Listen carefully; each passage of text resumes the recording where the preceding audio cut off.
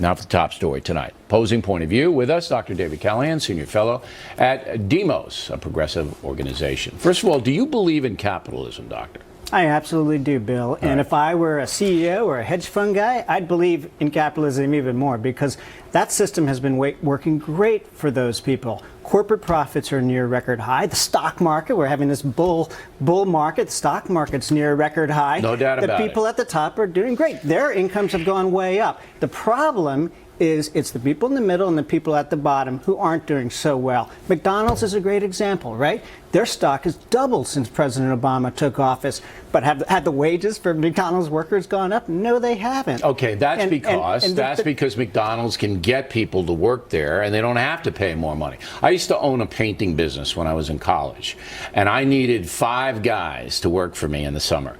If I had 9 guys, I could pay the 5 guys less. If I didn't, I had to pay them more. Yeah. It's as simple as that. So jobs expansion drives wages up. And what drives jobs expansion is economic demand. And how do you get economic demand? You put more money in the pockets of working people so they have more money to spend. So the McDonald's workers, they don't have extra walking around money. But so they aren't able to buy goods and services. So here's your mistake. Here's a mistake that you and all your socialistic friends make. You can't put money into anybody's pocket. We don't have enough money to do that, all right? You don't put money anywhere.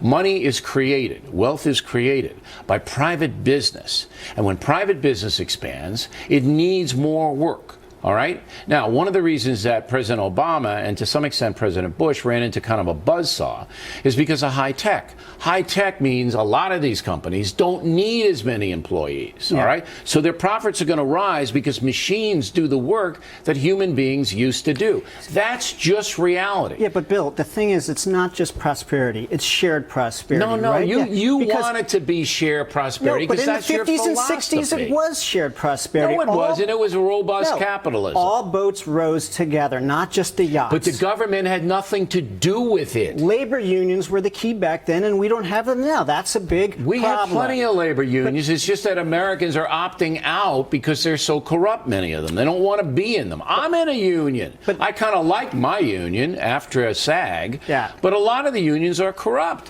Look, what President Obama doesn't understand is that his social justice philosophy isn't working. It's not a bad philosophy. It's not just a social justice philosophy. It's not working. Read his speeches. He wants to invest in education. He wants to you don't have any money left. Invest in infrastructure. There's no more money. One of the heartbreaking things about this economy is there's all these skilled jobs that aren't being filled.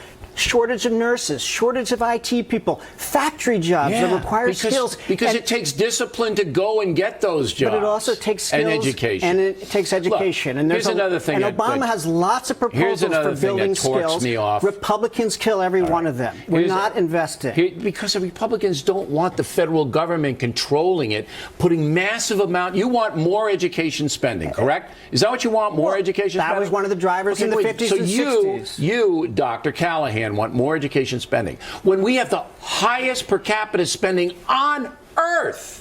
It's not that we don't have enough money in the schools. It's that the families have fallen apart, and there isn't any drive on a lot of the people's parts, the kids' parts, who are in these troubled families to learn anything. More money is not going to solve that. You know, so much of that education spending goes to the people at the top. Higher education, great example. So the colleges spend a lot of money, and you have these private universities that are so cushy, but a lot of those community colleges that they're teaching the skills people need to know to become nurses, to work in factories, those places are underfunded. And Obama wants to put more money in there. He doesn't have any money. And he wants to control costs. If the president were a baseball manager or a football coach, he would have been fired. This is 5 years and the economy has not improved at all. And what's the last time we had a big economic crash? 1929. How long did that take? It doesn't matter It took 11 years, and the only thing that got us out was the mother of all stimulus packages, which was World War II. So here we are 5 years after the last crash, and you expect Obama to work miracles. I expect him to become a free marketeer because his socialistic big government stuff hasn't worked. Come on. He needs to pivot and try the other stuff. The federal government is smaller than it was under Bush and when Obama took power. It doesn't make any difference. They're spending a lot of money, and it's not helping the economy. He needs to go the Reagan way in the 80s. You're a historian. You know what happened there. He needs to try that. Doctor, very stimulating. Thanks for coming.